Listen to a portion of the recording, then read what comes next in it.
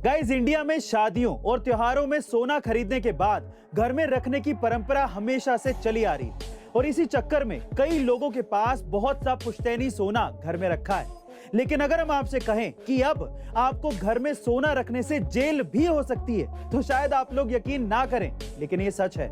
जी हाँ गाइस, सरकार के नए नियमों के अनुसार अब आप एक लिमिट से ज्यादा सोना घर पे नहीं रख सकते और फिर भी अगर आपने ऐसा किया तो आपको जेल जाना पड़ सकता है।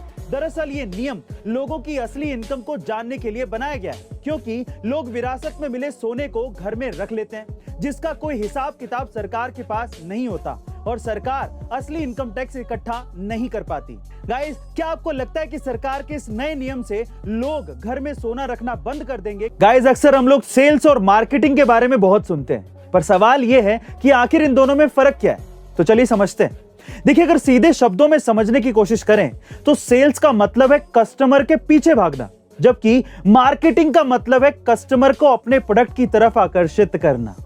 इसी तरह से अगर मैं आपसे सवाल पूछूं कि जॉब और बिजनेस में आखिर फर्क क्या होता है, तो इसको सीधे शब्दों में समझने की कोशिश करें तो जॉब का मतलब यह है कि आपको कुएं से पानी कैसे निकलता है यह सीखना होगा, जबकि बिजनेस का मतलब यह है कि आपको खुद का कुआं कैसे खोदना है ये सीखना होगा। गाइस, आपने अक्सर चेहरे पर डिंपल देखे होंगे या फिर उसके बारे में सुना होगा, लेकिन क्या आपने कभी कमर के डिंपल के बारे में सुना है? जी हाँ गाइस, कमर पर जो डिंपल होते हैं उन्हें डिंपल ऑफ वीनस या फिर डिंपल ऑफ अपोलो कहा जाता है। ज्यादातर ये महिलाओं में देखने को मिलते हैं और ऐसी डिंपल वाली महिलाएं बेहद खूबसूरत और भाग्यशाली होती हैं। और साथ ही साथ जिन महिलाओं के लोअर बैक पर ऐसे डिंपल्स होते हैं, जनरली वो महिलाएं फिट एंड फाइन मानी जाती हैं, यानी कि वो ओवरवेटेड नहीं होती, जो इस बात की तरफ इशारा करता है कि वो एक हेल्दी लाइफ जी रही हैं। गाइस, क्या आपको इसके पहले तक महिलाओं के इन स्पेशल लोअर बैक के डिंपल्स के राज के बारे में पता था? गाइस, क्या आपने कभी ये गौर किया है कि ज्यादातर प्रोडक्ट्स का प्राइस नो पर ही खत्म क्यों होता है, जैसे कि 99, 199, 499?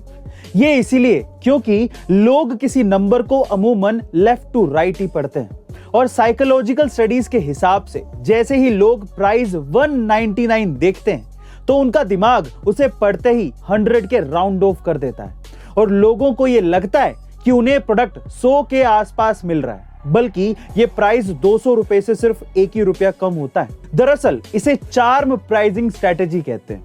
वहीं इसके उलट लग्जरी प्रोडक्ट्स जैसे कि डायमंड रिंग के प्राइस को 0 से खत्म किया जाता है ताकि कस्टमर को लगे कि वो कोई महंगी चीज खरीद रहा है, और इसे प्रेस्टिजियस प्राइसिंग स्ट्रेटेजी कहते हैं। गाइस, आपको ये नॉलेजेबल वीडियो कैसे लगी कमेंट सेक्शन में जरूर लिखिएगा और ऐसे अमेजिंग वीडियोस के लिए शेयर, सब्सक्राइब एंड लाइक। मिलता है अगली वीडियो में।